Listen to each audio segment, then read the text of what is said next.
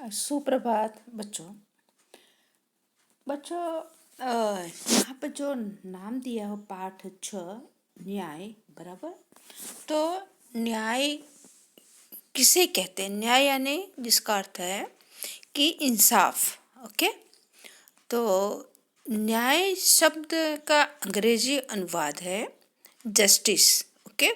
English में से कहते हैं जस्टिस। शब्द लैटिन भाषा के जस से बना है। किससे बना है? जोश से बना है, जिसका अर्थ है बांधना या जोड़ना। तो मेरियम के अनुसार न्याय उन मान्यताओं तथा प्रक्रियाओं का योग है जिसके माध्यम से प्रत्येक व्यक्ति को सभी अधिकार तथा सुविधाएं प्राप्त होती हैं जिन्हें समाज उचित मानता है। ओके। तो रफल के शब्द में न्याय उस व्यवस्था का नाम है कि जिसके द्वारा व्यक्तिगत अधिकार की रक्षा होती है और समाज की मर्यादा भी बनी रहती है। तो बच्चों, जो ये न्याय जो है, तो न्याय अदालत किसी झगड़े का निपटारा करते समय सबूतों पर ध्यान देती है या सबूत न मिलने पर सही न्याय नहीं दे पाती है। ऐसे मामले में जो सूझबूझ काम आती है। और इस कहानी में एक चतुर जो लड़का है, वह अपनी सूझबूझ से एक व्यापारी के सही न्याय दिलवाता है, बराबर। तो इस जो पाठ यहाँ पर दिया हुआ है न्याय, तो इस पाठ को हम देखेंगे बच्चों। और बच्चों, आपके परीक्षा में 1 to 6 चैप्टर तक है। ओके। तो इस पाठ में हम देखेंगे यहाँ पर कि न्याय इस कहानी में चातुर्य की बात है। किसकी बात है? चातुर्य। चातुर्य जिसे कहते हैं कि चतुराई और होशियारी, बराबर। किसे कहते हैं? चातुरानी, चतुरता या चतुराई। ओके। और बात है, एक मित्र यात्रा पर जाते वक्त अपनी सोना मोहरे मित्र के यहाँ तेल के डिब्बे में छिपा देता है और यात्रा से वापस आने पर उसे अपनी मोहरे नहीं मिलती है। वह काजी से फरियाद करता है। अंत में हसन नाम का एक लड़का अपनी चतुराई से सच्चा न्याय करके अली ख्वाजा को मोहरे वापस दिलवाता है। यह रोचक कहानी न्याय और बुद्धिमत्ता की झलक देती है। तो बच्चों, यहाँ पर जो है काजी, काजी जो शब्द है, काजिया जिसे कहते हैं क्या कि मौलवी, बराबर। यहाँ काजी जो शब्द है उसे कहते हैं मौलवी, बराबर। और फरियादा ने शिकायत करना, फरियादा ने शिकायत करना। और एक शब्द यहाँ पर है कि रोचक, रोचक यानी जिसे कहते हैं मनोरंजक, बहुत प्रिय, बहुत अच्छा लगे। और फिर बुद्धिमत्ता, बुद्धिमत्ता ने जिसे कहते हैं कि समझदारी या अक्लमंदी, बराबर। इस पाठ में बताया गया है। और यहाँ पर जो है कि सोना मोहरे, सोना ने गोल्ड, मोहरे आने सोने के सिक्के, बराबर। सोने के सिक्के उसमें जो प्रचलित थे वह, तो इस पाठ में बताया गया है। झलक आने की चमक, बुद्धि की चमक जो है कि बुद्धि कितनी तेज है, कितनी तीव्र है, इस पाठ में ऐसा बताया गया है। ओके। तो देखते बच्चों पाठ को। पाठ बहुत अच्छा है, मजा आया, ऐसा पाठ है। ओके। तो पुराने जमाने में इराक की राजधानी कहाँ थी? बगदाद में, बराबर। एक व्यापारी रहता था कि पुराने जमाने में इराक की राजधानी बगदाद में, बराबर। व्यापारी कहाँ रहता था? बगदाद में एक व्यापारी था। नाम था उसका अली ख्वाजा। क्या नाम था उसका व्यापारी का? अली ख्वाजा।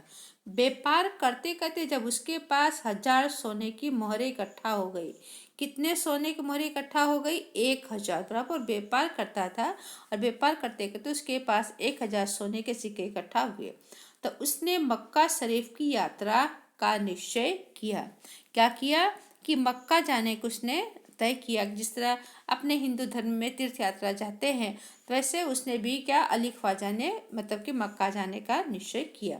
चूँकि वह अकेला रहता था, चूँकि यानी जिसे कहते हैं कि फिर भी वह अकेला रहता था, जो उसके पास सोने के जो 1000 सिक्के थे, उसने अपनी जमा पूंजी अपने मित्र के यहाँ रखने का निश्चय किया। यात्रा के खर्च के लिए उसने 500 मोहरे अलग रख ली। कितने मोहर अलग रखा? 500। उसके पास कितने मोहर थे? 1000। फिर एक घड़े में बची हुई मोहरें डालकर तेल भर दिया। अली ख्वाजा पड़ोस में अपने मित्र वाजिद, मित्र का क्या नाम है? वाजिद के घर गया। उसको अपनी यात्रा के बारे में बताया और कहा, यह तेल का घड़ा मैं आपके घर रख कर जाना चाहता हूँ, मक्का से लौटकर ले लूँगा। वाजिद ने अपने तहखाने की चाबी उसे देते हुए कहा, आप अपना घड़ा तहखाने में रखाइए और जब आप लौटे तो उसे स्थान से ले लीजिए। अली ख्वाजा घड़ा रख कर यात्रा के लिए निकल गए। यानी कि ये अली ख्वाजा के जो मित्र थे उसका नाम था वाजिद, और जो अली ख्वाजा जो हैं वो व्यापार करते थे। व्यापार करते करते बराबर कहाँ? राजधानी बगदाद के व्यापारी थे। व्यापार करते करते उनके पास सोने के 1000 सिक्के इकट्ठा हुए। फिर उन्होंने तय किया कि मैं मक्का शरीफ की यात्रा करूं, और वह अकेले रहते थे। तो उन्होंने यात्रा के लिए 500 सोने के सिक्के रख लिए। बाकी बचे हुए जो सिक्के थे उन्होंने मिट्टी के घड़े में मोहर डाल दिया, उसमें से तेल डाल दिया, ऊपर से तेल डाल दिया। और उनके पड़ोस में उनका जो मित्र रहता था उसका नाम था वाजिद। वाजिद के घर पर जाकर उन्होंने क्या किया कि वो घड़ा उनके वहाँ तेल भरा घड़ा रख दिया और कहा कि मैं जब मक्का से मैं लौटूंगा तो मैं उसे अपने पास वापस ले जाऊंगा। और उनके जो वाजिद जो मित्र थे अपने तय खाने की क्या करते? तय खाने आने कि ज़मीन के नीचे रखी जाने वाली कमरा जो होता है वहाँ की चाबी दे दी और कहा कि ठीक है, जाकर तुम वहाँ रख दीजिए, जब आप वापस आएंगे तो आप खुद वहाँ से निकाल लीजिए। ओके, इतना कह करके वहाँ से वो घर चाबी लेकर अपना तेल भरा घड़ा रख देते हैं। ओके, अब उसके बाद ये देखो यहाँ पर है चित्र बता, बड़ा सुंदर प्यारा सा चित्र है। ओके, घड़ा वहाँ रखते हैं और उसके बाद एक दिन वाजिद के घर दावत थी। दावत यानी जिसे कहते हैं कि मित्रों रिश्तेदारों को खिलाने का कार्यक्रम, उसे कहते हैं दावत थी। ओके, तो वहाँ तरह तरह के पकवान बनाते हुए तेल खत्म हो गया। रात का समय था। वाजिद की बीवी अपना सिर खुजलाने लगी। बराबर मुहावरा है सिर खुजलाना, ने कुछ समझ में नहीं आना, तो उसको कुछ समझ में नहीं आता था कि क्या करे क्या ना करे। तभी उसे अली ख्वाजा के तेल के घड़े की याद आई। उसने वाजिद से कहा, आप तहखाने में रखे तेल के घड़े से थोड़ा तेल निकाल लाइए। इस समय बाजार तो बंद है, कल सुबह बाजार से नया तेल लाकर घड़े में भर देंगे। ख्वाजा आज रात ही आकर के तेल तो नहीं मांगेंगे। अनेक उसकी पत्नी कहती है कि जो आपके मित्र तेल भरा घड़ा रख कर गए अली ख्वाजा, तहखाने की चाबी मुझे दे दो और मैं जाकर वहाँ से तेल निकाल लाती हूँ और फिर उसमें हम तेल डाल दें। अगर वो आ भी गए तो आते ही तेल तो मांगेंगे नहीं। तो पत्नी ने ऐसा प्रस्ताव कहाँ अपने पति वाजिद के सामने रखा। ओके, फिर क्या हुआ? फिर तो बीवी की बात सुनकर वाजिद तहखाने में गया। जब घड़े की सील खोल कर तेल निकालने लगा तब घड़े में से सिक्के की आवाज़ आई। उसे लगा कि घड़े में तेल के नीचे कुछ है, इसलिए उसने दूसरा बर्तन बराबर क्या किया? उसने दूसरा बर्तन लिया। बराबर तो बर्तन में सारा तेल क्या किया? डाल दिया। जब वो तेल निकालने लगा तो तेल उसमें से सिक्के की आवाज़ आने लगी। तो उसने दूसरा बर्तन लिया। उसने देखा कि घड़े में तो 500 सोने मतलब दूसरे बर्तन तेल निकाला। उसने देखा कि घड़े में तो 500 सोने की मोहरें थी। उसने उन मोहरों को अपनी तिजोरी में छिपा कर रख दिया और तेल लाकर बीबी को दे दिया। अगले दिन उसने बाजार से नया तेल लेकर घड़े में भर दिया।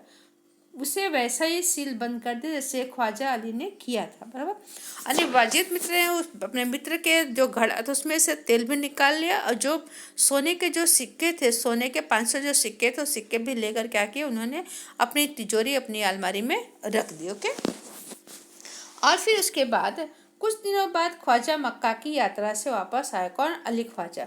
घर में अपना सामान रख कर वह सीधा वाजिद के घर गया और अपनी यात्रा की सारी बात बताई।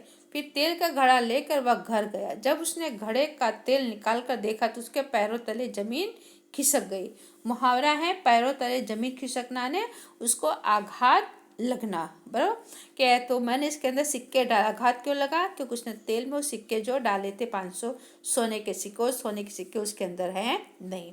वह सिर पकड़कर बैठ गया। क्या किया? सिर पकड़कर बैठ गया। सिर पकड़कर बैठ जाना यानी वह दुखी और वह निराश हो गया क्योंकि घड़े में एक भी सोने की मोहर नहीं थी। वह सोचने लगा अब क्या किया जाए। बराबर इसलिए उसको बड़ा दुख हुआ। स्वाभाविक है, कोई भी व्यक्ति अपना सामान जहाँ रखता, अगर वो सामान ना हो उसको क्या होता है, उसकी बहुत चिंता, उसको परेशानी होने लग जाती। ओके, फिर उसके बाद वह उल्टे पाँव आने कि तुरंत ही बराबर वह उल्टे पाँव वाजिद के घर गया और मोहर मांगने लगा। वाजिद ने कहा कि सीलबंद तेल का घड़ा आपको उसी स्थान से मिला जहां आप रख कर गए थे। मैंने तो उसे हाथ भी नहीं लगाया। मैं कैसे मान लूं कि उसमें सोने की मोहरें थी। दोनों मित्र में कहासुनी होने लगी। दोनों का झगड़ा सुनकर आसपास के लोग इकट्ठा हो गए। उन्होंने जब झगड़े को बढ़ते हुए देखा तो ख्वाजा से कहा कि आप काजी की अदालत में जाइए, वह ही आपके झगड़े को मिटा सकते हैं। कहाँ जाने की बात की? काजी की अदालत। काजी जाने कि जो मौलवी जो समझदार लोग हैं वहाँ जाने की बात कही। अनेक पुराने जमाने में जो लोग होते थे ये सही न्याय करते थे कि वैसे यानी कि काम धंधा करने वाले बराबर समझदार लोग उसे मौलवी कहते। तो वहाँ जाने की बात कही कि बराबर तुम वहाँ जाओगे तभी तुम्हारे फैसले हो पाएगा। ओके, और तो आज बच्चों हम इतना ही करेंगे, बाकी आने वाले समय में आगे इस पाठ की चर्चा करेंगे। धन्यवाद। और आपको शब्दार्थ लिखकर भेजेंगे, उस शब्दार्थ को अपनी नोट में लिख डालिए। Okay, thank you.